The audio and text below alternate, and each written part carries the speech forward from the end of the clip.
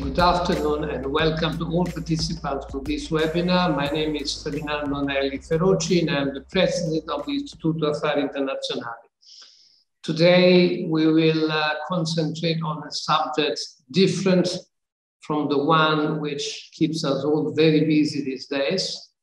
We will not discuss the war in Ukraine, but we will discuss another different subject which may also be linked to what's happening in Ukraine. And it's the subject of differentiated integration in the EU. And by the way, it will also be today, the webinar, an occasion for a very preliminary stock taking of some of the conclusions and recommendations of a project. The name of the project is EU Idea, which is being implemented by a group of research institute within Europe and outside Europe, and which has been coordinated by the Istituto Affari Internazionali, and in particular by Nicoletta Pirozzi, whom I want to thank. EU Idea has been operational since 2019, but it's approaching its conclusion. But the main purpose, the main task of this project was to analyze how and to what extent differentiated integration may help overcome divergences among EU member states, and how it actually, as a method of work, it may help improve the functioning of the European Union without disrupting its institutional framework. In other words, the project wishes to see and verify to what extent differentiated integration may help more in general the process of integration in Europe, in particular in cases when not all member states are willing or capable to develop new forms of cooperation. And by the way, also to see how differentiated integration could develop in the future. I see that today, I think that Janis A will present us a paper with a number of scenarios where he describes how this working method may develop in the future. The project also will contain a number of recommendations that are addressed to particular to policymakers and policy shapers. Recommendations that will focus on policy areas where differentiated integration may apply, but also policy areas where differentiated integration is not practicable or advisable. It will contain recommendations on mechanisms to ensure a sufficient degree of coherence of the various formats of differentiated integration and of coherence between these formats and the overall EU framework. And also some ideas on how to avoid excessive differentiation, if I may say so, between the ins and the outs of a differentiated integration, and on how to improve and increase democratic legitimacy and accountability of decision-making processes within differentiated integration formats. Now, I will stop here because I'm not being personally involved in the project, so I will not dare say more about the project, just two or three few final remarks. First, as I said, this is a preliminary stock taking of the project conclusions, but that an event is planned. It will take place in Brussels in April, I think 20 and 21st of April, where the final conclusions will be presented in a more formal format, if I may say so. Today, we will anticipate some of these conclusions and some of these recommendations, and I will do this with the participation of both experts, but also of policymakers. And I'm very grateful to those that, both experts and policymakers, who have accepted to participate in this seminar. And with the hope that these recommendations will help improve the functioning of the European Union. The differentiated integration, we have now a rather interesting experience gained along the years in the past, but I am very confident, sure, that this may help also for the future. And in particular, in the light, this is something, I don't know whether it will be explored today or maybe in Brussels in April, how and to what extent this working method may help in the light of the challenges that the European Union will have to face following the events in the heart of Europe, in Ukraine. Last but not least, because I've been reminded by Nicoletta, today we will have to discuss also another subject, which is how and to what extent the Conference of the Future of Europe, which is an ongoing process, close to its conclusion, may also provide some, hopefully, useful indications on how to apply differentiated integration in the future. Now, I stop here. I'd like to thank, I would not do it personally, but once more, all those who will participate, and one final word of special thanks to Benedetto Della Vedova, the Secretary of State at Ministry of Foreign Affairs in Rome, for having accepted our invitation. Now, the floor is, I think, to Nicoletta, I guess, to Nicoletta, who has the charge of moderating this panel. Thank you.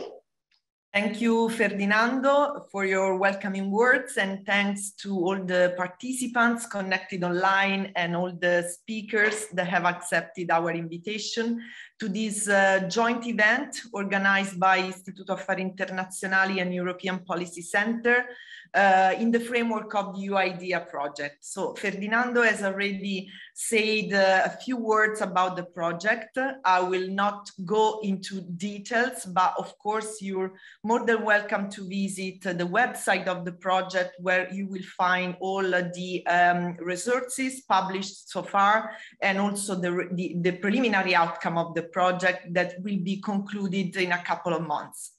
So today we will address, first of all, the scenarios for a differentiated Europe 2035, but also the challenges and the opportunities connected to these scenarios. We would also like to connect, as Ferdinando correctly reminded, these scenarios with the actual preferences of the European citizens as they were expressed in the framework of the Conference on the Future of Europe that will be concluded shortly. And of course, we cannot neglect the particular situation in which this seminar is taking place. The war in Ukraine, I would say, is a watershed moment for the European Union, for European security, and also push the European Union to better define what kind of geopolitical actor it needs and wants to become.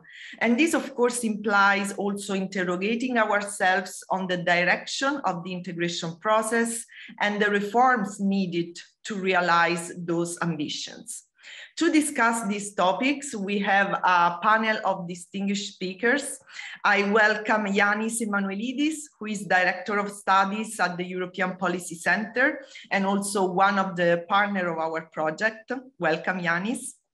Sandro Gozzi and Danuta Maria Hubner, members of the European Parliament. Thank you very much for joining us. And Dite Soresen, Chief Analyst at the think tank Europa. And then after this first round of intervention, we will also hear from Benedetto Della Vedova, Italian Under Secretary of State for Foreign Affairs and International Cooperation.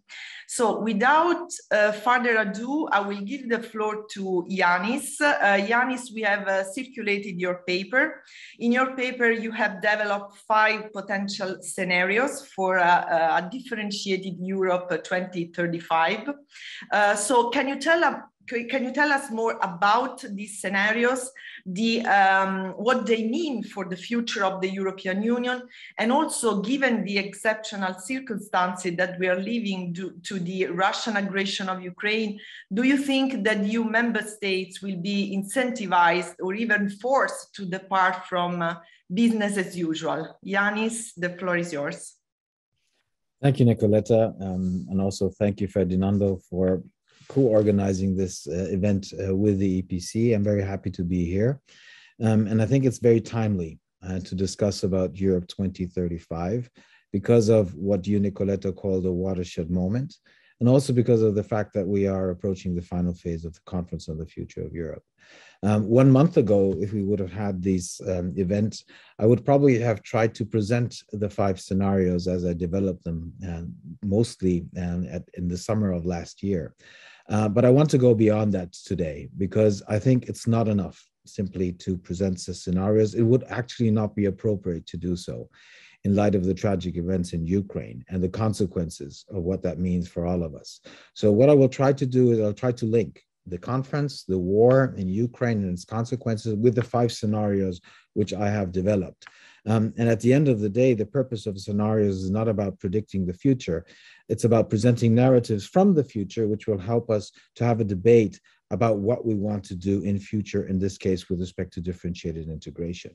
And I will do all this by sharing 6 reflections with you within 10 minutes. And I'll start with the first reflection, which is that I believe that the conference on the future of Europe matters more now than it did 3 weeks ago. Some argue, some believe that we now need to concentrate on other more important stuff. Yes, we need to concentrate on other things. However, having said that, we also need to concentrate on what the lessons are and the needs are reflecting on what is currently developing in Europe. So those who have already been critical and skeptical about the conference, but also know others say that it's not important, and I think it's a mistake. The war of aggression against Ukraine, as you said, is a watershed moment. It is a new era which has started. And I'm rather confident that future historians will say that there was a period before the 24th of February and there was a period after the 24th of February. So there is no return to the status quo ante. And the EU has been more united, has been faster, has been firmer in its reaction to the crisis. But we should not self-congratulate ourselves. We should not self-applaud ourselves. There's a lot which still needs to be done with respect to the concrete crisis, but also a lot which needs to be done with respect to reforming the EU. And I hope that the conference will define the priorities of what we need to do and also be the beginning, not the end of a process with respect to how we need to reform the European Union. So the conference matters more than 3 weeks ago. My second reflection is that if we assume, and I assume, that this is a watershed moment. And also, if you look into the history of differentiation in the European Union, the likelihood that we will have a higher level of differentiation is high. While, and I'll add that, we should protect the unity of the EU as much as possible. As a consequence, this means, and I'm now reflecting on my scenario, the scenario 1, which I called status quo differentiation, which starts from the assumption that we will have an unchanged level of integration, no new substantial forms of differentiation, is not likely, and I hope, and I think it's also not desirable. We cannot remain where we are, given what is happening around us. Second consequence is that scenario 3, which I had called a fundamental disruption of differentiation, would be the worst of all options. I wouldn't exclude it, but it would be the worst. And why? Because this scenario foresees the end of cooperation in core areas of differentiation, the implosion of the Eurozone, the implosion of Schengen. If we think of that, that would be exactly the wrong thing to do at this present point in time in terms of the future. It would lead us to a minimal union, and this is not what we need. And I think, and I hope that what we are experiencing currently will be a final step in making us realize that we cannot think of a minimal union. We will think, we need to exactly think about the opposite, but we cannot exclude it. We cannot exclude that scenario. And that the Euro crisis and the migration management crisis showed in the past that we cannot exclude it, but it should be not the path we enter. So if we require a higher level of differentiation, if we want to avoid status quo differentiation or a fundamental disruption in core areas, what comes next? That leads me to reflection number 3. we might require what I have called and said in my paper, the creation of an inner core. So if some member states who are not willing or able to deepen the level of integration and cooperation, it might be necessary that those who are willing and able make a qualitative integration leap within the EU treaties, respecting the EU's institutional and legal framework, which is scenario 4 as I developed, which could mean that we further exploit the potential of permanent structured cooperation in the area of defense, that we use the instrument of enhanced cooperation not only for detailed aspects, but in a more fundamental term, that we might set out an obligatory solidarity mechanism when it comes to migration and refugee policy, so that we use these instruments in that direction. Don't understand me wrongly. It's not my preference. I think the preference should be that all member states are engaged in these endeavors. But if it's not possible, and the experience tells us that, we might need to create an inner core. And this also might require intergovernmental cooperation. We saw that during the Euro crisis, and we might see it again. Cooperation on an intergovernmental basis outside the EU treaties, but following the notion of what I have called an intergovernmental avant-garde, i.e., a group of countries progressing, but always having in mind that they want to reintegrate or integrate their form of cooperation outside the treaty into the EU framework, that they respect the principles of the EU, and that they also include as much as possible EU integration in this intergovernmental avant-garde. Reflection number 4, what we should definitely avoid is a deep split between member states. I think that all fundamental crises of the past 10, 15 years have shown the best way how to react to them is if we are united. So what we should definitely try to avoid, also in the context of the current situation, is disunity.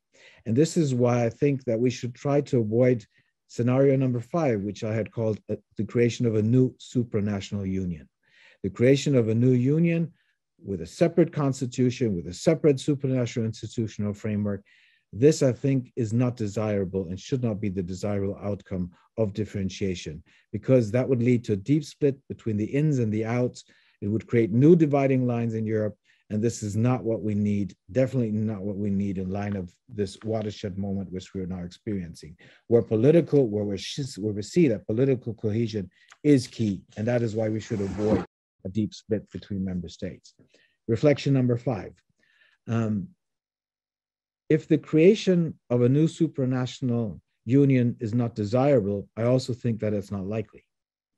I end my paper by arguing that the most decisive factor for the future of differentiation is the willingness or unwillingness of member states to further increase their level of integration and cooperation with other EU countries. So the future of differentiation and the deepening of integration will depend on the willingness of those who we often call pro-European forces to actually go deeper. We often are hiding behind those who are not ready to go deeper in order to disguise the fact that it's us who are willing to go deeper who are not going deeper. So I hope that the conference on the future of Europe will lead us in this direction, meaning that pro-European forces will actually be ready to do more. However, and that is also something which we see from the history of the past, I think that the most likely scenario is what I called muddling upwards. Muddling upwards.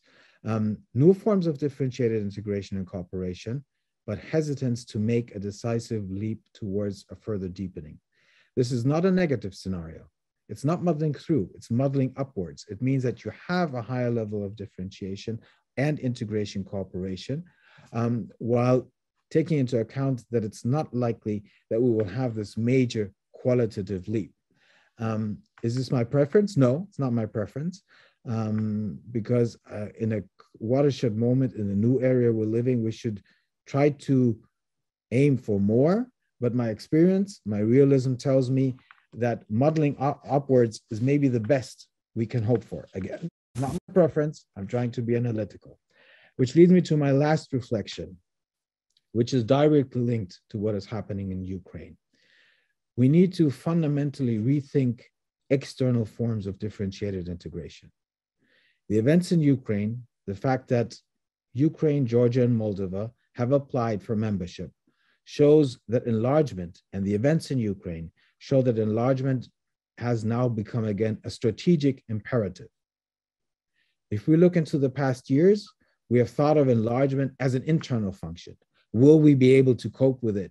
Is the EU able to accept new members? We were seeing that from an internal perspective. That was a mistake over the past years. And I think what we're now seeing is that enlargement, or thinking about enlargement, has become a strategic imperative. It is now something which should have the highest political importance. The compromise of Versailles, the one which was reached at the informal European Council of last week, was actually not a compromise. It was just a compromise on wording, because we disagree on how we will deal with future enlargements. So I think we need to rethink enlargement, and we should get rid of some of the taboos of the past. So we need to think of what I in the past had called alternative forms of belonging below full membership, alternative forms of belonging. That doesn't exclude eventual membership, but we need to think and reflect more about what we can do before members can join the European Union, and we need to rethink that now, rethink external differentiation. So this was an attempt with 6 reflections to combine the conference, Ukraine, my scenarios on the future of differentiated integration, and I hope that they will inspire a debate and that they will hopefully inspire our thinking about the future of Europe, the future of differentiated integration at this watershed moment, because if we try to do business as usual, as in the past, this will lead us nowhere. This should be a wake-up call for all of us, the final wake-up call for all of us. Thanks for your attention. Thank you, Janis, for presenting your scenarios in light on the new reality, and also for keeping the time. I will now turn to our policymakers to get their feedback on what we have just discussed. And I will start with Sandro Gozzi, member of the European Parliament. And Sandro, we have heard from Janis what are the possible scenarios for a differentiated EU. In our project, we also claim that differentiation can help the European Union to be more effective in specific policy sectors.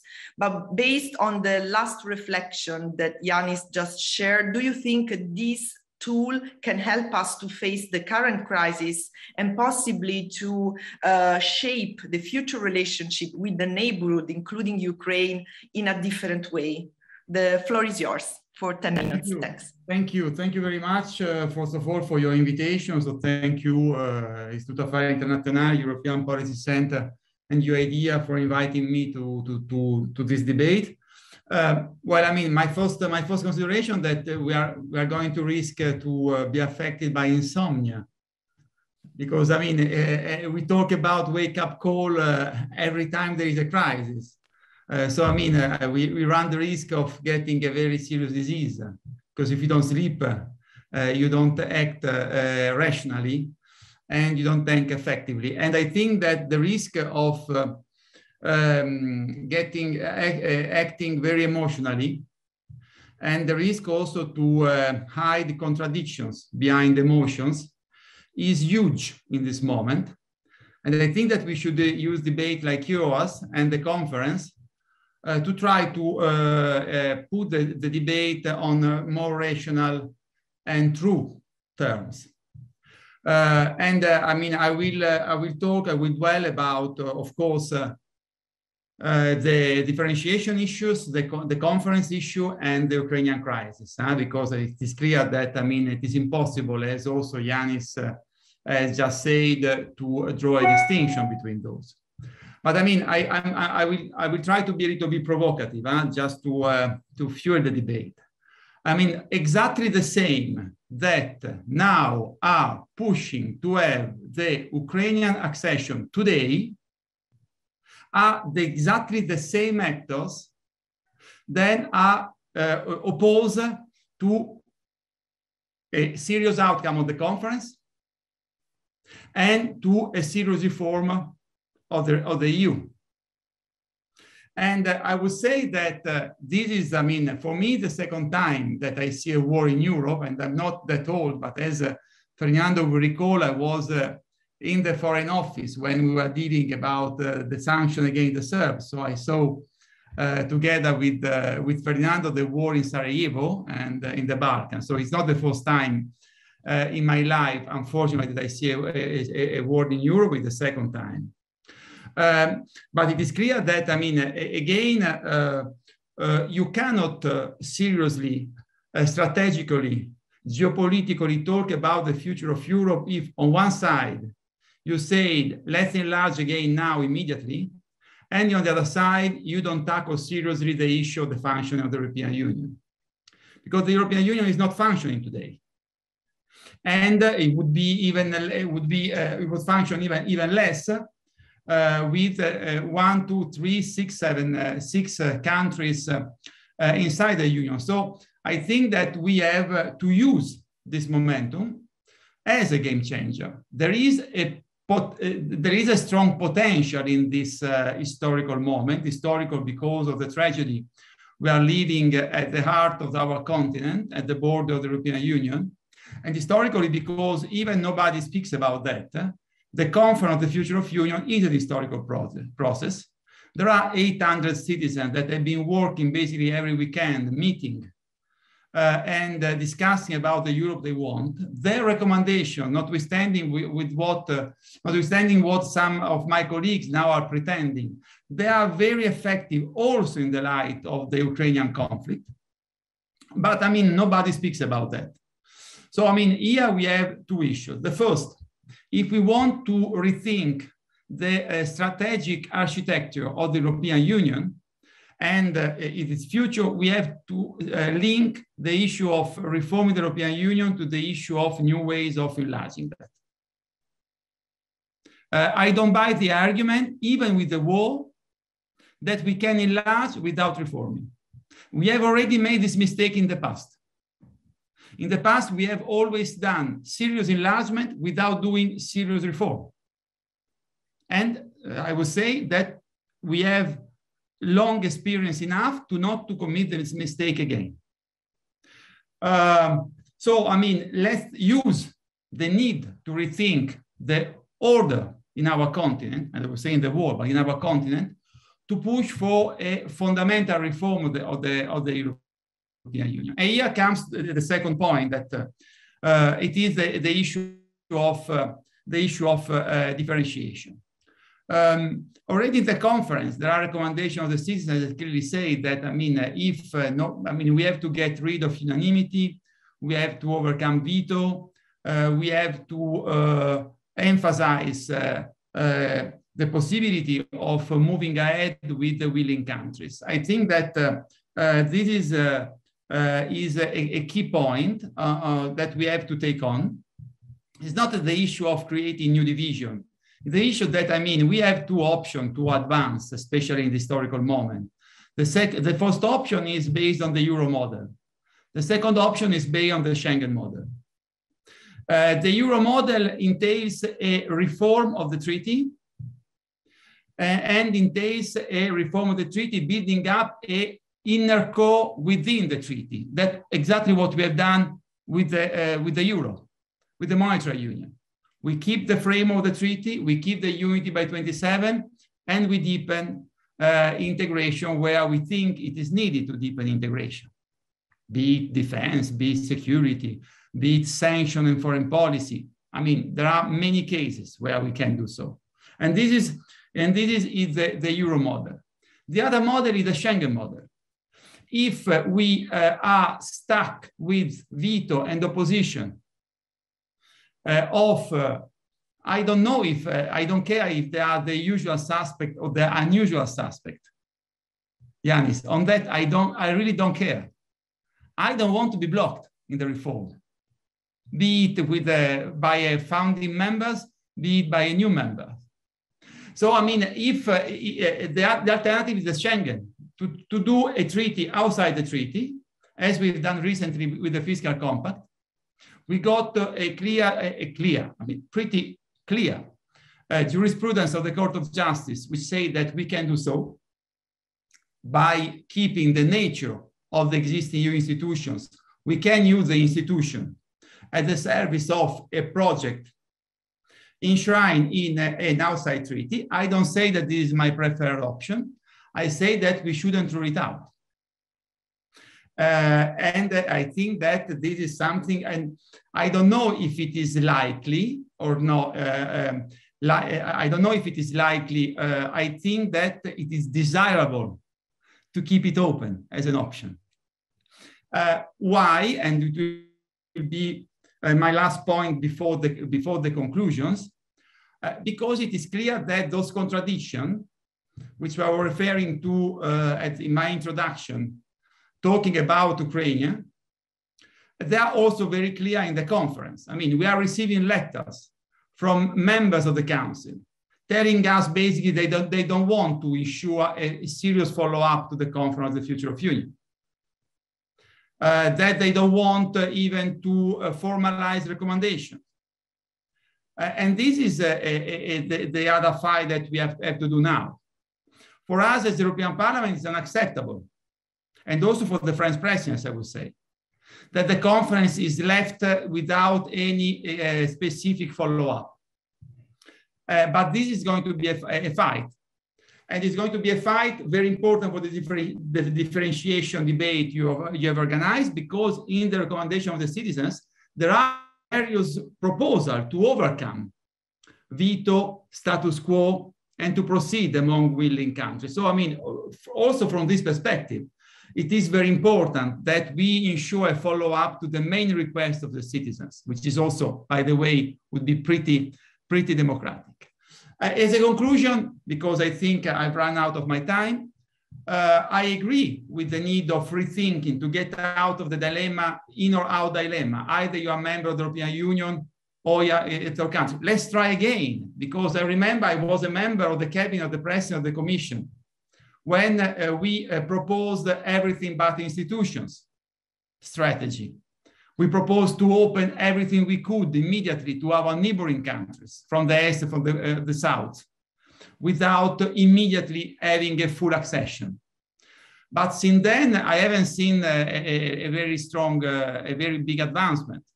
So, I mean, if today we want to rethink a way of establishing very strong strategic, geopolitical and economic relations with third countries, neighboring countries, without enlarging immediately, but building up beyond the current dilemma, I mean, it is music for my ear.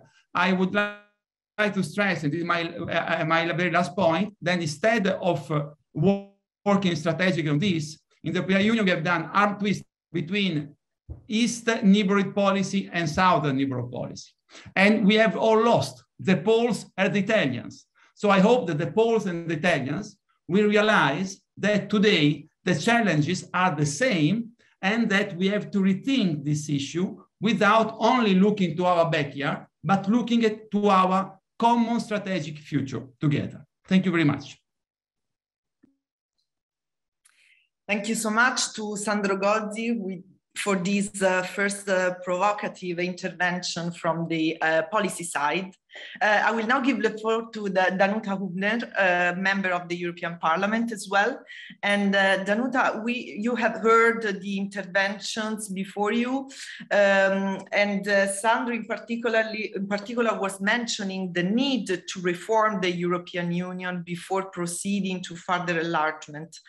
Well, one of the central issues that we have analyzed in our project is the problem of legitimacy and accountability within the European Union. And actually, we found that differentiation could further exacerbate this problem within the European Union, because de facto creates an incongruence between those who take decisions and those affected by them. So, how do you think we could overcome this fundamental issue within the European Union? And do you think we can compensate somehow the lack of democratic accountability with other instruments? And can the conference help in this direction? The floor is yours.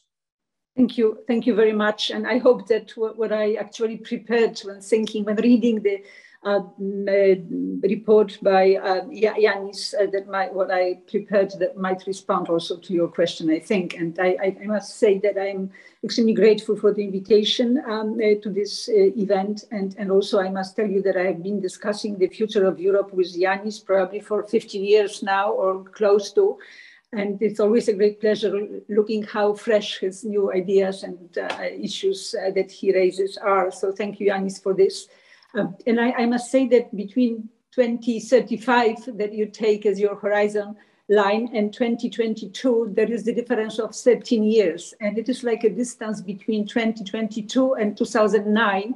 In normal times, I would say that this time frame has a kind of predictive value, but you probably remember that 2009 was the year when Barack Obama was inaugurated and American body politics, if I can say it this way, looked as healthy one and aspiring to Lincoln's better angels of our nature. And then, boom, Trump happened.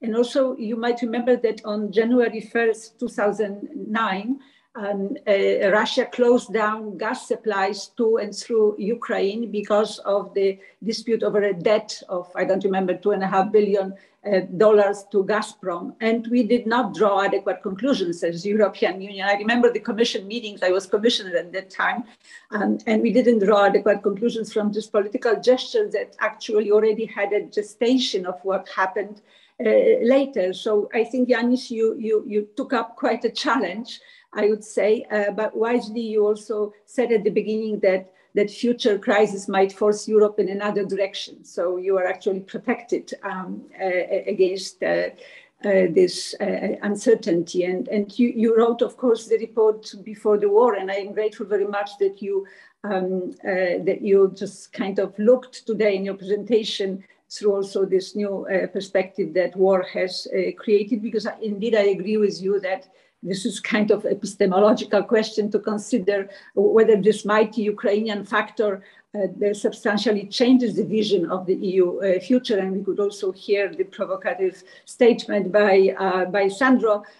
So I think it is important to think whether, and if so, then how. And this is actually my first point. I think that Ukrainian war upended any possibility of linear thinking about the EU future. I think this unprecedented geopolitical situation with all sorts of consequences of very long duration, with huge uncertainties, with this long list of unknowns, pushes my mind toward a mosaic-like landscape, resembling, in fact, the scenario of your muddling upwards. So actually, when I was listening to you, I think I am with you. It will be muddling upwards, but with many known and unknowns, as somebody said, that could change the picture suddenly. So I think nothing should be excluded. And I think that the fundamental thing is to realize that the Europe future will not be just happening, because we sometimes talk like a bit, we analysts or those who look a bit not only as politicians, as those who have power to do something, but we tend to look from outside. And I think it's important to understand that Europe's future will be shaped by the European strategic responsibility, by its geopolitical strengths, and by thoughtful policy making. And I think that what is important to take into account is this environment, because Europe will find itself in a global world where new security order will have to be designed and enforced after, because we sometimes forget, just one of 5 members of the UN Security Council, which we created after the Second World War to be the guardian of global peace. He just waged, this country, this leader, waged an insane war. So I'm just thinking who will sit around this table for the new security order after the war, and what type of leaders and personalities. But I think consequences for global economy are still to be seen. And I think they will be enormous, and in all areas that matter for European economic dependencies, and also for our strategic responsibility, both internally and around in the world. And I imagine we can assume that all options that you presented, Janis, in your report can happen actually, as there are so many uncertainties. So that's, we are just sort of choosing our preferred, I would say, one, so most probable, but anything can happen. But I fully agree with you that when you know that Europe will be differentiated one way or the other. And this takes me to my second point, because Europe, I think we have to remember, is a democratic construct, which is internally differentiated based on the diversity of subjects that decide to integrate. So we start the differentiation the moment we enlarge, or we created a union, which is a union of very differentiated subjects of integration. And if you look at today, even at today, group of candidate countries, the Western Balkans, I think I'm not mentioning Turkey, but if you add to it sooner or later Ukraine,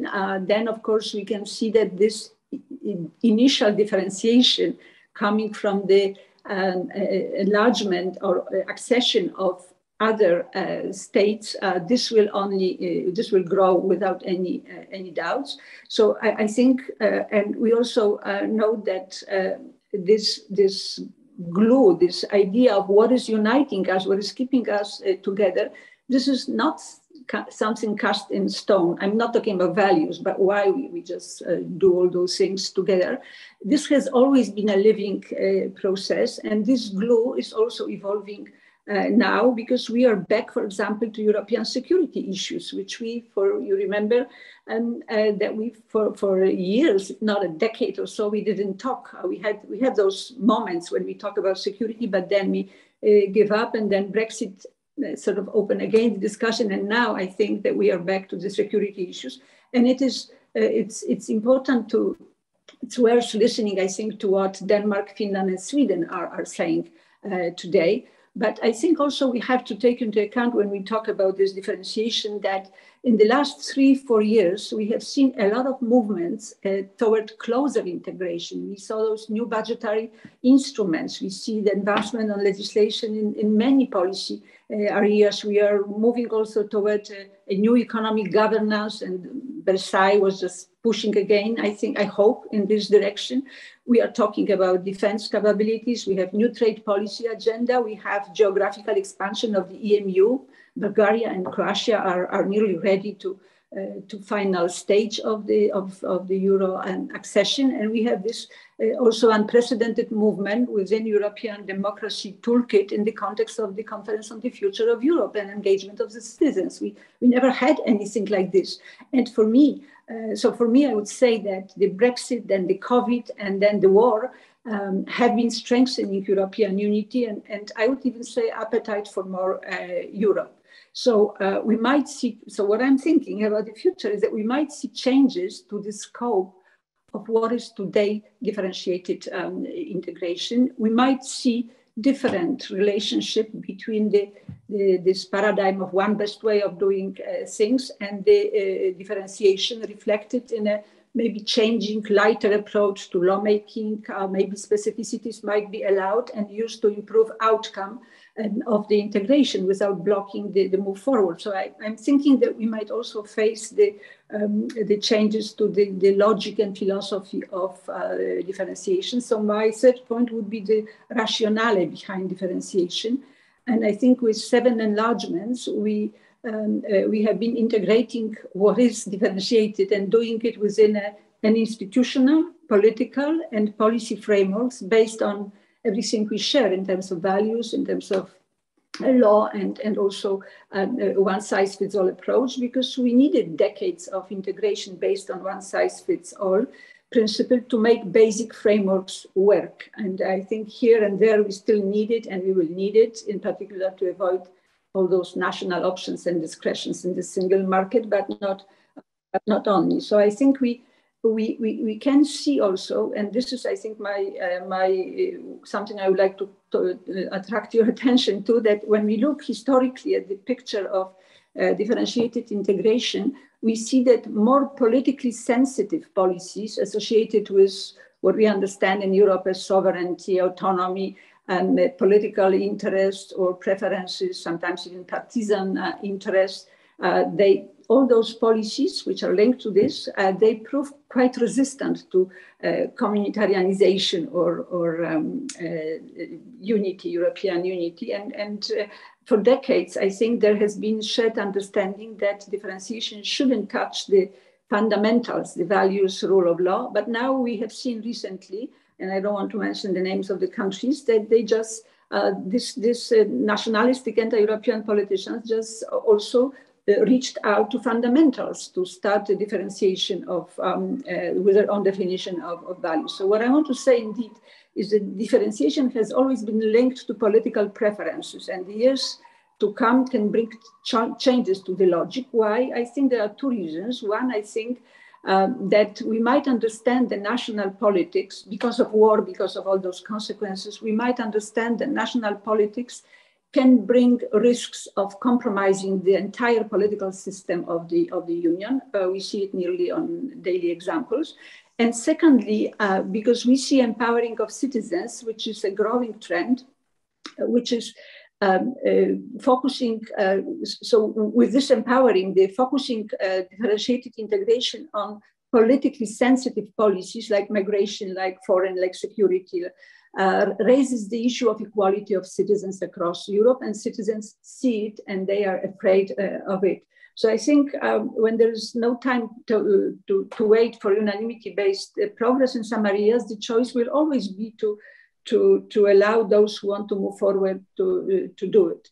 But also when unanimity, I think as we will be gone, I hope, but as long as we have it in our playbook, then of course it also pushes in the direction of differentiated integration, because we, instead of waiting for the policies based on unanimity to finally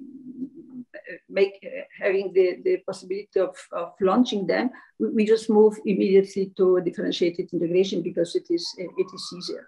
And I also think that beyond politics, differentiated integration can be in the future a response to inefficiency of this paradigm of one best way to address challenges. So we used to say one fits all solution. And there may be situations when opening a differentiation path to a common goal can make differentiation work for European integration. So I think, I don't know if I understood correctly Professor's question at the beginning, Professor Ferrocci's question at the beginning, that we might have situations where differentiation can be useful to strengthen the integration. So I would say that those phenomena can be seen in the future. And my last point, just to conclude, I think Europe must remain a democratic space. I think nobody has doubt about that. We have to share values and goals, and there must not be any differentiation when it comes to those fundamentals. And I think, or also where non-participation is generating negative externalities or social or economic dumping. So I think on this, we don't have confusions or conflict. The modeling upward scenario combined with this new positive differentiated integration that I was trying to describe to you has to be played right on all aspects of differentiated integration governance. So we will need for this modeling upwards with positive integration and with certain policies disappearing from the differentiation options. We will need a governance which will have to meet all those criteria of legitimacy and other things that we know they are already in the books. And when I look at it from this upward modeling or modeling upwards scenario, the central issue will be sustainability of that process. I think that keeping it under control, checking constantly its temperature, this will be the most important issues for us. And eliminating from this ledger of differentiated integration policy areas sensitive to politicization would change the substance, I think, of the differentiated integration, and it would give real meaning to the upward direction of modeling. But the crucial issue, and this is what I would like to leave with Janis, I think that the crucial issue will be whether after this war experience that we have as a union, whether we will be, as union, united enough to terminate or at least seriously reduce the main reason for this bad politicized or national politics sensitive differentiated integration. And this reason is the well-known fact that at European level, we cope mostly with the policy issues, while the politics, as we say, remains basically at national level.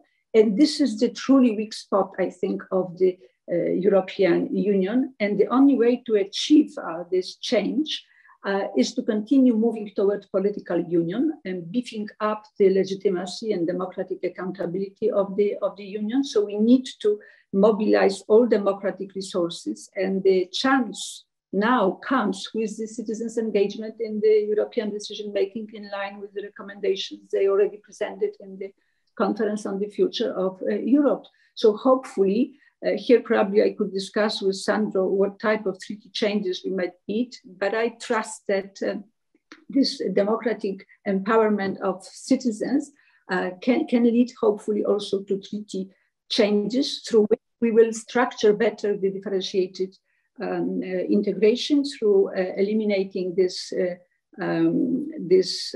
gap between the politics and policy making level, and better using the empowerment of the citizens that would never allow that the leaders would go for the differentiated integration on the issue of, for example, migration. So that's why I think we have to see those, you are absolutely right, we have to see all those things together. And we also have to remember that we have the citizens now as a sort of additional front line that can support legitimacy and democracy and can make Europe also understanding what is the strategic responsibility in times like this. Thanks, Danuta. Thank you so much. And I will now turn to Dite Soresen, Think Tank Europa. Dite, thank you for joining. Danuta Hübner was referring to the fundamental values of the European Union. And in fact, I mean, what we found also in our project is that an excessive recourse to flexibility might also lead to centrifugal forces within the European Union and also ultimately to fragmentation.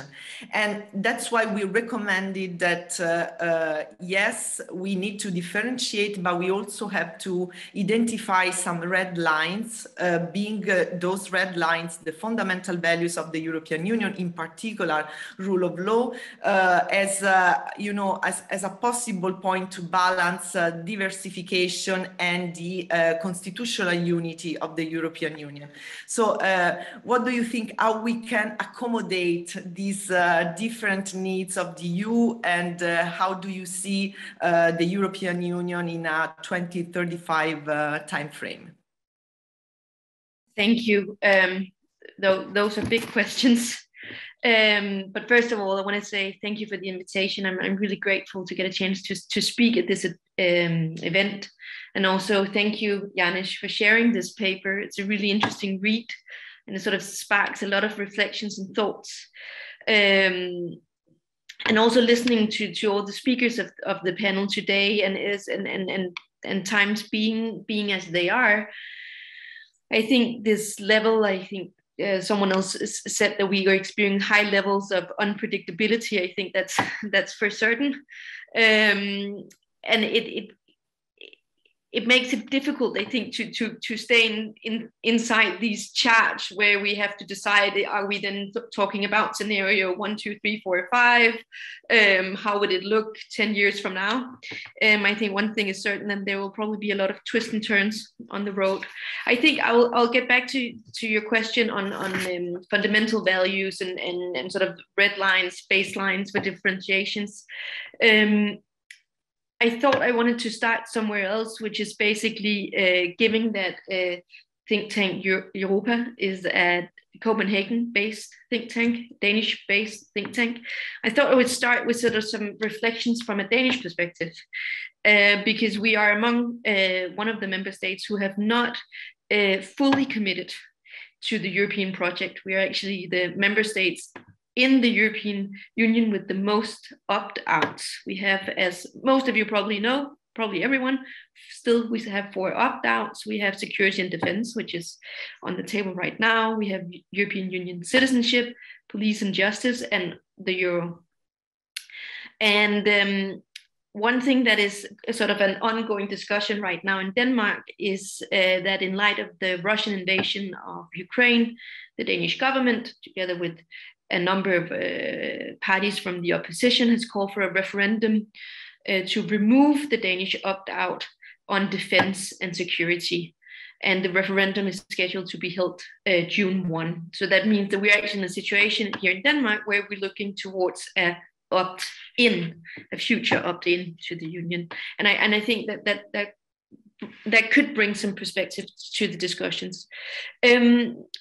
Two sort of smaller points I think worth stressing in regards to sort of the Danish perspective is one that might be a very straightforward point, but which I still think is worth mentioning, is stressing that these models and sort of theoretical concepts of differentiated integrations, and here in the Danish sense, forms of opt-outs, are way less differentiated, at least sort of that's the experience from Denmark in reality. And I think a recent example, just to give you one, is that when the EU decided to activate these rules on temporary protection of Ukrainian refugees, which does not apply in Denmark due to our opt-out on justice, the Danish government sort of immediately announced that a special law would be fast-tracked in parliament to grant Ukrainian refugees the same conditions as they would be granted under the rules of temporary protection, the EU rules of temporary protection. And this law, this special law, is now currently under adoption and is expected to be adopted, I think, today or tomorrow.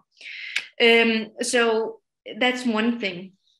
And that is just to stress that I think, and we could discuss other examples from the Danish perspective regarding the euro and so forth, that even in this case where we have differentiated integration, when we get down to this sort of, when we get more granular, the European Union sets the policy frame and sets the regulatory standard in many of these issues where it's sort of not politically acceptable to stray too far from this standard. And I wanted to raise that also in light of all the reflections that we have in the paper about sort of the democratic value of differentiated integration and so forth, just to say that with this standard setting that applies even in member states that are not abiding to the EU rules in certain areas, it provides sort of a very limited discussion, is my experience, without having done a large scientific study on it from the Danish perspective. But I think you could say the same, you could make the same point from a more sort of general perspective when you say that there are areas of European integration and European policy work that is being done, especially regarding the euro, which is of great sort of immediate relevance to how things are going in Denmark, that are simply just left out of political debate and discourse in the sort of general political discussion, because there's sort of no political incentive to bring these discussions in. And I think that's also worth mentioning, just to say that it's not only sort of on the operational level that there are impacts. Then I think a second and related point that I wanted to make before diving into the questions of the fundamentals, but also again relating to this current Danish political environment, where we're actually discussing to opt into or removing the opt-out on defense. And I think if we accept a union with higher degrees of differentiated integration, I really do believe that it's crucially important also to consider how to ensure as a union that future opt-ins are actually a feasible condition for the ones who have chosen to be outside for now. And that they're not only sort of a theoretical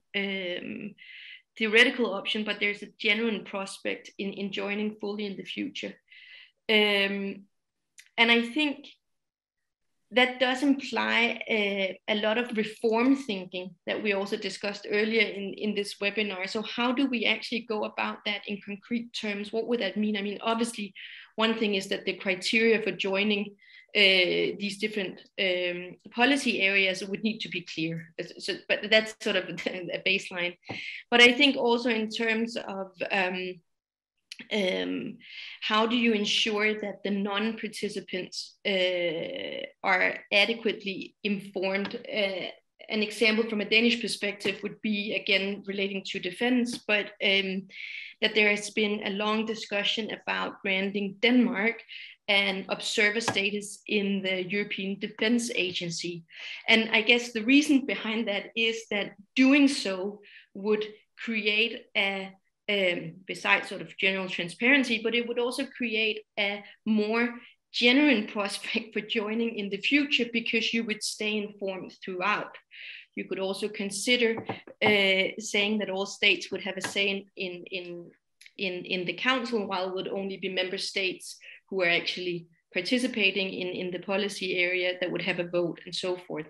My point is just that thinking about differentiated integration, also coming back to the point that Sandro made earlier, it really requires a lot of sort of granular reform thinking internally as well, I think. Thanks, Dite. So, warm welcome to Undersecretary Benedetto Della Vedova. Thank you so much for accepting our invitation. I will give you the floor immediately, since we know you're between different commitments. Thank you so much. Thank you very much. I would like to thank the Istituto Affari Internazionali for the invitation to conclude this interesting and, I should say, very topical seminar. Let me also thank the panelists for a stimulating discussion where many issues were raised. Each of them deserves a seminar on its own. I will try to draw some conclusion, not conclusion, because the seminar will go on after my intervention, but I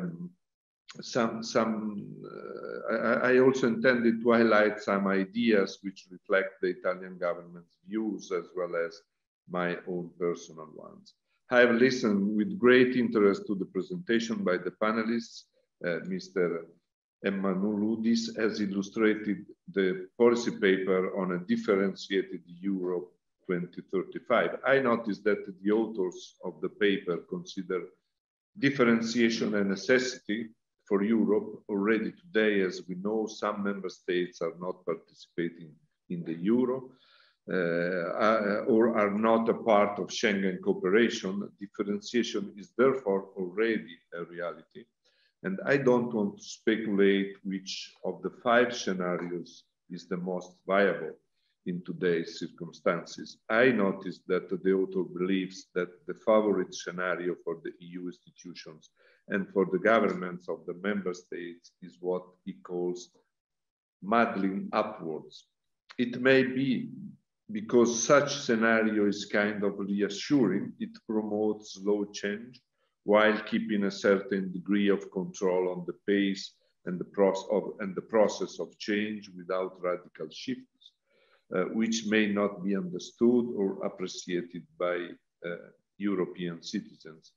It is interesting to notice, however, that like other occurrences in the past, dramatic tectonic shifts happening in Europe and the world may push the EU to a more radical and thorough reforms process. It has happened before, the end of Bretton Woods system launching the discussion on a single currency, the end of the Cold War and the reunification of Germany, being the final push towards the economic and monetary union as agreed upon in Maastricht and so on. It is happening again. In fact, this is what we have seen over the last 2 years. The pandemic and the Russian invasion of Ukraine are forcing the EU to reconsider its role and its function. The pandemic was the trigger for the Next Generation EU, an unprecedented support scheme combining grants and loans, and which included, for the first time, at least in the recent times, common European bonds. It has put dramatically on the agenda the need to sustain economic growth and recovery through targeted public measures, since the market forces alone were not enough. The pandemic brought also a sense of a concrete solidarity among Europeans, and the decision to purchase vaccine collectively has been a landmark turning point for Europe. Today, the Russian aggression in Ukraine is becoming the catalyst for a much stronger EU engagement on security and defense, giving the concept of strategic autonomy a real and concrete meaning. I would not neglect to say that what it also confirmed as is the enormous attractive force, a real magnetic force of the European project, and consequently of the values and principles that support it. I think that we have to focus, at least from a political point of view, on this momentum. I've seen a couple of hours ago the North Macedonian Republic ambassador in Rome, and I tried to reassure him that we are ready to deliver, at least to recognize to North Macedonia the status, the candidate status to the country. And I think that we have to deliver on this issue, at least to reassure the Western Balkans that the EU path is still on the agenda. I listened Sandro Gozzi that we have to reform the EU before proceeding to further enlargement, and I agree, probably, Sandro, we have to reform the EU while we are proceeding to further enlargement. I think that we as the Italian government, we want to maintain high on the priority the theme of enlargement, at least to the Western Balkans.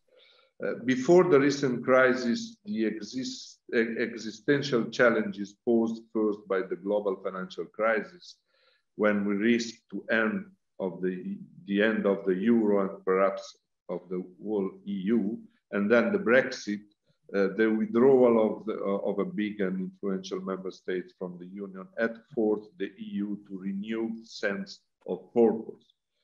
We could argue today that the EU is in a better shape compared to 5–10 years ago, but Europe and the world as a whole are experiencing a very difficult phase.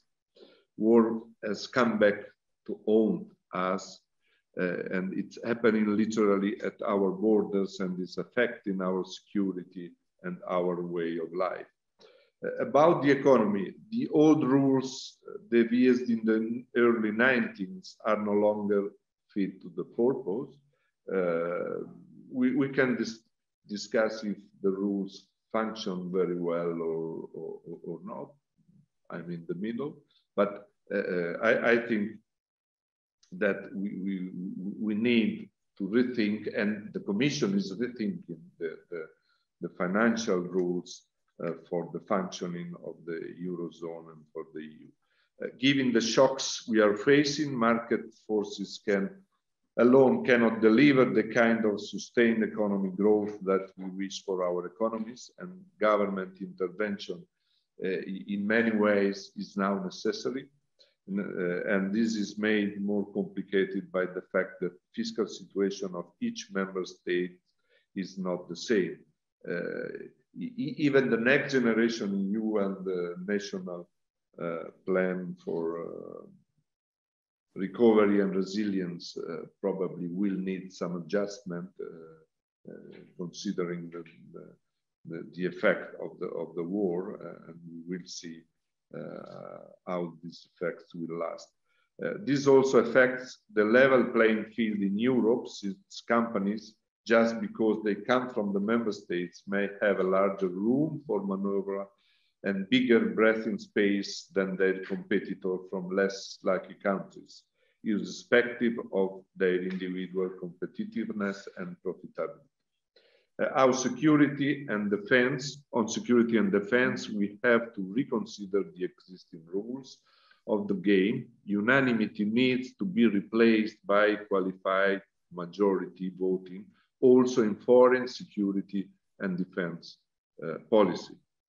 From the Conference on the Future of Europe, we can see that this is a request also coming from the citizens, in the panels of citizens, from the civil society organization, from analysts and so on. Our ability to act cannot become hostage of individual vetoes and narrow-minded domestic politics interest, nor can we reduce ourselves to seeking the lowest common denominator while the house is burning. Unanimity is not only a bad way in order to have some decision, timely decision, but through the unanimity, some forces outside the EU can interfere in the process of decision by convincing just one, even the smaller one, country. So in terms of security and in terms of developing a real common policy on security and foreign and security policy, we need to change the unanimity rule. The EU must be given competencies on health policy. This another now mainstream request of reform. We do not seek to give the EU exclusive competence. Of course, national competences on health remains necessary also in order to ensure democratic control closer to the citizens. But however, member states alone may not act swiftly and in coordinated manner without the EU having a clear say, at least in coordinating response measures, as well as streamlining procurement of medicines and medical devices, at least in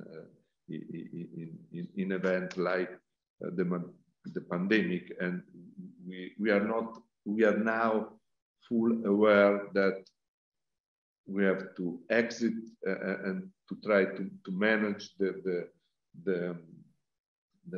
final effect of this pandemic, but in the future we must be better prepared to the next one, if any, but we have to consider this.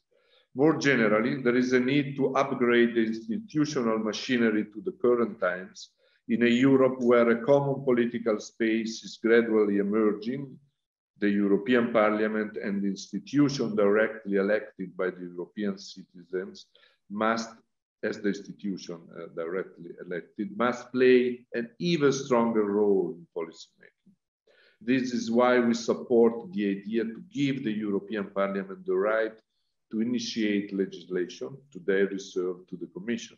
We also support the introduction of transnational lists as a concrete way to consolidate the European common political space that we are creating, and we hope that it will be possible for the election in 2024 to have at least a part of the member of the European Parliament elected through in transnational list. I really hope that the Conference on the Future of Europe will be able to deliver on its ambitions and mandate. And I hope that the momentum, the positive momentum from the citizen toward the EU institution in this time can be exploited also to deliver more than expected through the Conference on Future of Europe. We must listen to the citizens, take these proposals seriously and take them forward. Finally, we need a serious debate on what the Europe will look like in the next 10 to 15 years. Not like the Chinese, a century, at least a half of century probably is enough for a good discussion among the 27 member states. The current commission likes to portray itself as the first geopolitical commission. Perhaps the word geopolitics has lost its original meaning and has become almost a slogan. But there is, however, some underlying truth. A geopolitical Europe means a continent that is aware of its geographical limits, but also of its power of attraction. And if I may say, in this crisis, the EU is a big player. It has been, it is a big player, because when it comes to economy, not to the military, but to the economy, we are a big player. United, we put the sanctions alongside the US, but the EU unity putting so hard sanctions on Russian economy will have a result, because we act united and as a superpower in terms of economy, as we are. The discussion on Europe's boundaries is closely connected to the institutional topics I have been touching upon. In order to enlarge, we also have to deepen and adjust. Deepening means upgrading our institutional setup. Adjusting means finding the way to combine difference and diversity in an ever wider polity. The paper we have discussed today has presented some ideas and possible scenarios. We do not have the crystal ball. One thing is clear, however, diluting the EU in order to make it larger does not seem to be a viable strategy in the long run, and also in the short run, in my opinion. It would make Europe weaker, an object and not a subject in international relations. To avoid these risks, we need to strengthen the EU, make sure it functions properly in order to get ready for the challenges ahead and for the present challenges. There are just a few ideas, but the debate has just started. And so thank you for the discussion of today, and thank you to IAI for organizing this event. Thank you so much to the Undersecretary for being with us. And of course, we understand if you have other commitments right now at the Italian Parliament. Thank you so much for joining. So I'll now go back to our speakers for a last round. This time I will start in reversal order with Dite. And this will be also the opportunity to take some questions that we have already received in the Q&A section. And please, if you have other questions, just write them down. I will try to transmit them to our speakers in this last round of interventions. So Dite, if you want to reply to the question on values that we left unanswered before, and also we also got another couple of questions for our participants. First of all, I mean, what kind of reforms we need for enlargement? This is something the Undersecretary has already addressed, but maybe if you want to take a few points and tell us what are the priority reform in your view. And also another question is that, I mean, if you think a gradual staged enlargement strategy would be a feasible way to rethink enlargement and a move away from the current in-out binary model. So these are a few questions. I will have more, but Dite, if you want to start with your reflections. Yes, thank you. So yeah, just to pick up where we left off, which was basically this discussion about, I guess, differentiated integration on values and fundamental principles.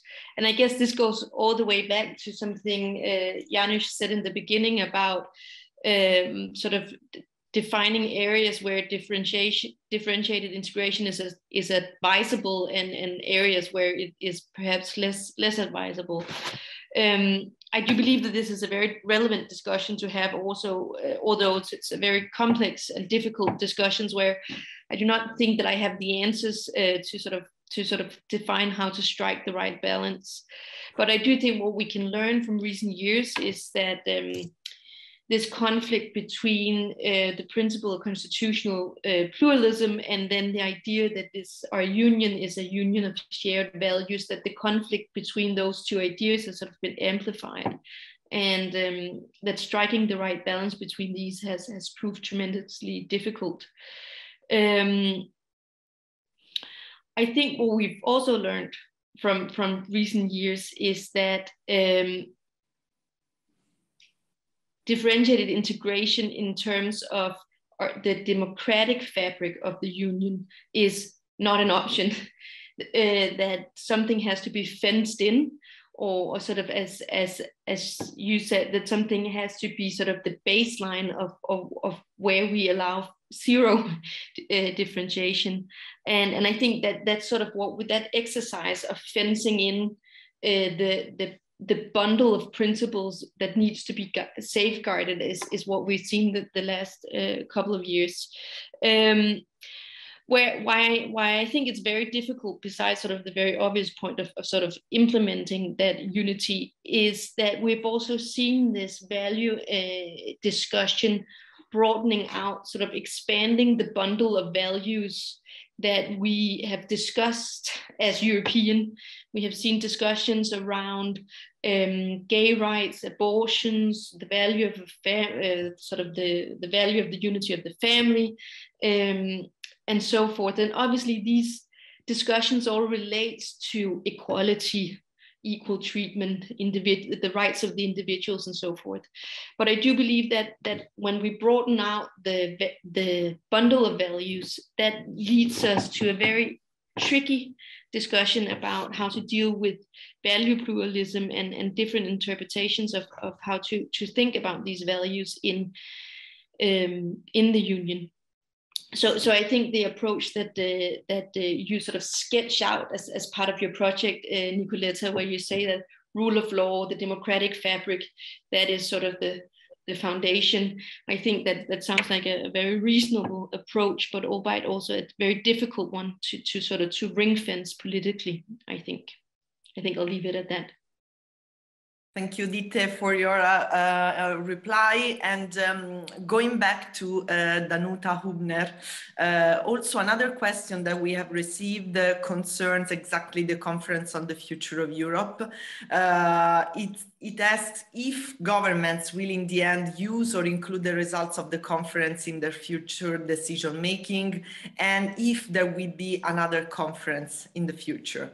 So Danuta, the floor is yours. Yes, I would just, first I would like to Sandro, I don't know if he's still there. Yes, Sandro, of course I disagree with you that we have to go back to this famous dilemma, widening or deepening, because we've been through this and you remember it very well. And finally we gave up because it really doesn't make sense. If we had this dilemma taken seriously, practically throughout in the last 22 years, you would probably have only Malta taken in, because for the big group from Central and Eastern Europe, you would need probably start thinking what kind of reforms you would need to put those countries to block what you didn't know at the beginning you will need to block their lack of democratic DNA, I don't think Europe is just in a permanent process of reforming itself. And the timeline for reforms, like if you think of banking union, if you assume that this is a reform that we have to have, we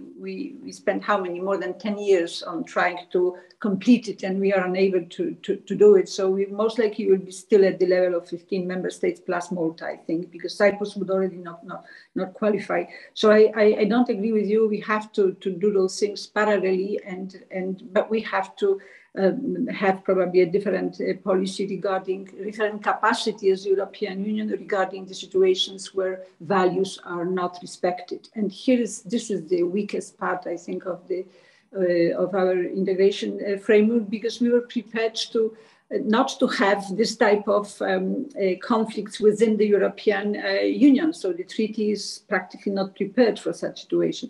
But I think that first deepening and then widening, I don't think it's feasible at all. With regard to the conference on the future of Europe, you know, we are in a situation where we, as European Parliament, we are having a very clear view that the conference is sort of wasting the potential, wasting the enormous engagement of citizens in the work of the conference.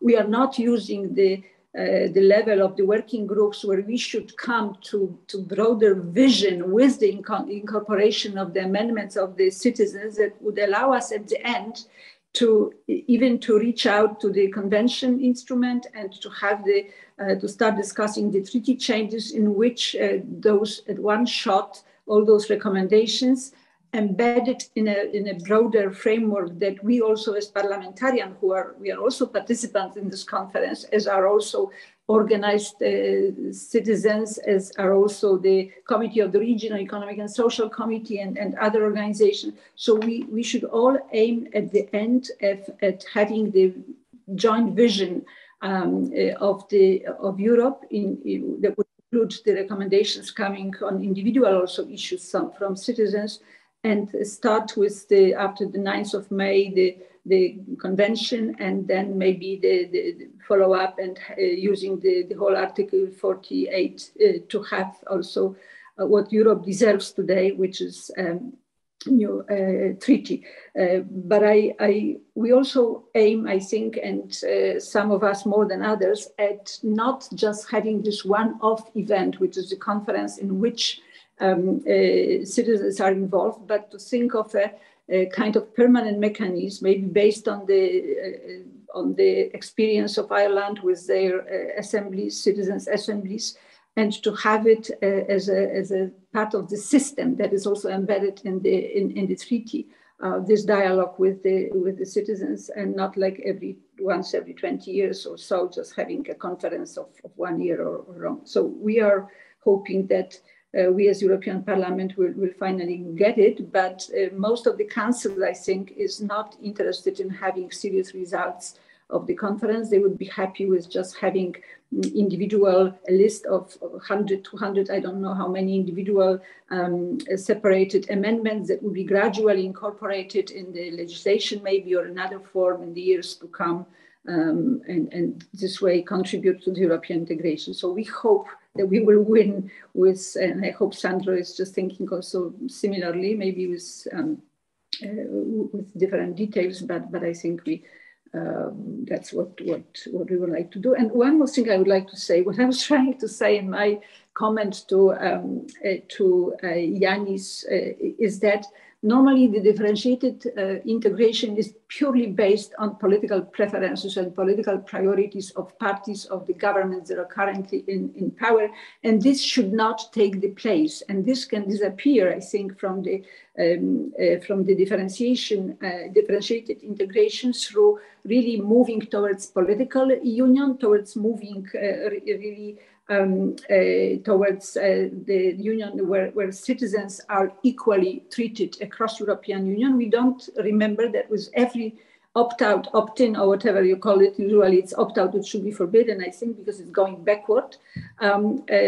Citizens are not like the charter of fundamental rights. Citizens are also not having the same rights as other citizens in the European Union. So I hope that with just a stronger role of the citizens in European integration, we will have mechanisms that would somehow control the differentiation and would eliminate those areas of differentiation that should not be in this bucket, that should clearly belong to what Janis called core. I think at the end of the day, we end up with the core Europe of sort of geometric, what we call it, the variable geometry or circles or whatever. So that's probably finally the end of the end objective would be just this differentiated Europe, or because it must be organized, it must be legitimate, it must be democratic, it has to have the instruments. So most likely we'll end up with differentiated through treaty, and I don't know, maybe it's the best choice at the end of the day. Thank you. Thanks, Danuta. We'll go back to Sandro Gozzi now. Sandro, the same questions. Is a differentiated Europe compatible with the respect of fundamental values, rule of law, citizens' rights? How we can ensure this in a differentiated Europe, and what should we expect from the conference on the future of Europe? Thank you very much. I will jump also, as I wanted to be provocative, I managed to, I will jump also on what I heard. But Danuta, the issue is not enlarging before deepening or whatever.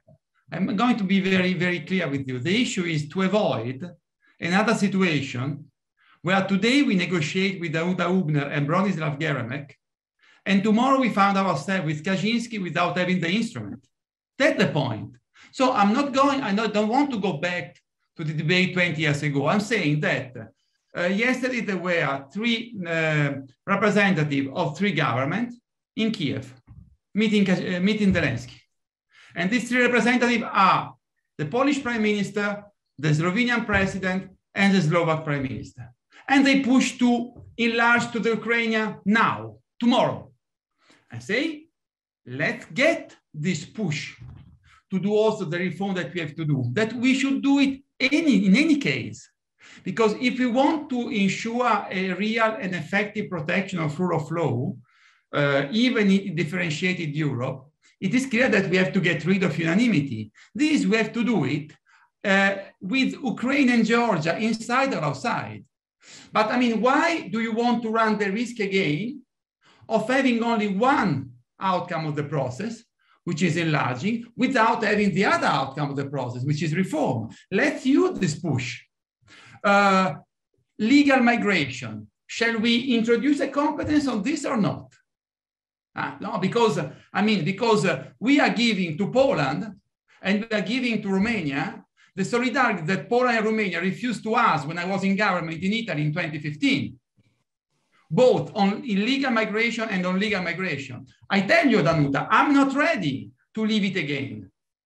And I'm very proud today as Italian, as European, to be on the side of the Polish people in full solidarity for the 1 million, 2 million refugees which are coming, okay? So, but shall we use this to reform Dublin and Schengen Treaty or not?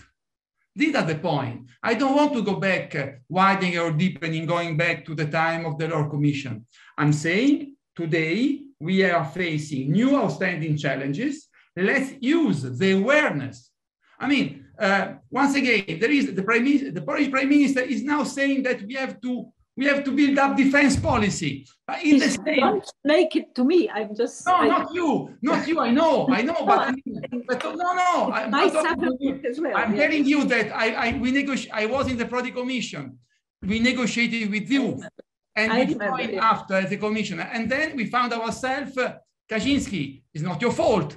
But I mean, we were thinking about having the Poland of Danuta Hübner and of Bronislaw Geremek, and we have found ourselves with the Poland of Kaczynski. So to avoid tomorrow to be in this situation, let's give ourselves today the instrument to be effective in any case.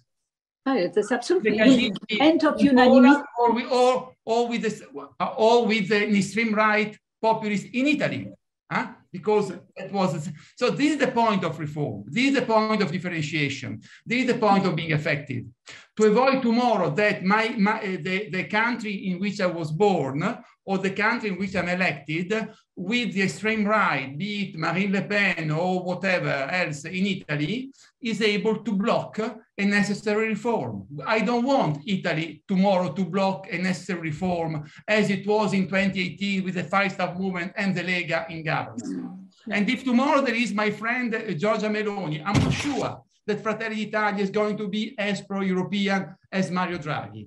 And I want to avoid this. This is the point, Danuta. It's not pointing out one country or the other. It's to avoid to commit the same mistake we have done once. We have done it once. Let's not repeat it. Let's go together. Let's be geopolitical and political. That is my last point, Nicoletta. Because I don't buy this argument. No, I don't buy this argument of being only geopolitical. Because Europe, the European Union is not only geopolitical. European Union is a very effective geopolitical instrument, but the European Union is a political project. And the two things are different. If we think that Europe is only a geopolitical instrument, let's enlarge today. If we think that Europe is also and mainly a political project, let's give ourselves the means through reform to be a real political actor, a real political project, which is also effective in geopolitical terms. The two things are, in my view, linked but different. Thank you. Thanks, Sandro. Janis, so linking up to this quite heated debate and also on the basis of the results of our project.